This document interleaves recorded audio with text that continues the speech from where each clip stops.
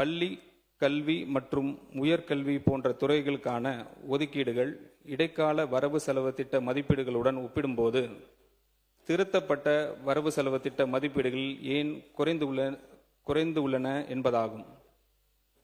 மாண்புமிகு பேரவைத் தலைவர் அவர்களே, இந்த ஒப்பீடு தவறான அடிப்படையில் அமைந்துள்ளது. இடைக்கால நிதிநிலை அறிக்கை என்பது பதவி விலகியிருந்த அரசு தயாரித்த மதிப்பீடை அன்றி செலவிடப்பட்ட தொகை அல்ல. சரியான ஒப்பீடு என்பது கடந்த ஆண்டின் செலவினமே. சென்ற நிதியாண்டில் 2025-26 பள்ளி கல்வித்துறையின் உண்மையான செலவினம் 42,351 கோடி ரூபாய். ஆனால் இடைக்கால மதிப்பீடு 2026-27 48,531 கோடி ரூபாய்.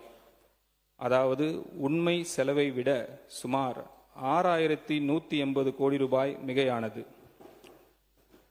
திருத்தப்பட்ட ஒதுக்கீடு 44,527 கோடி ரூபாய். உண்மை செலவு ஆக்சுவல்ஸ் ஆஃப் 25-26 விட 2,176 கோடி ரூபாய் அதிகம்.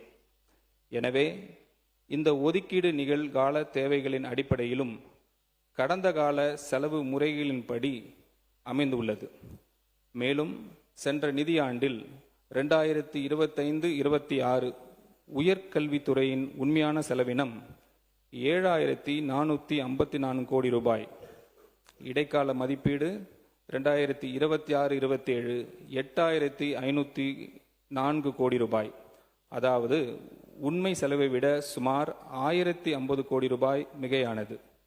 திருத்தப்பட்ட ஒதுக்கீடு 2026-27 8,374 கோடி ரூபாய். உண்மை செலவை ஆக்சுவல்ஸ் ஆஃப் 25-26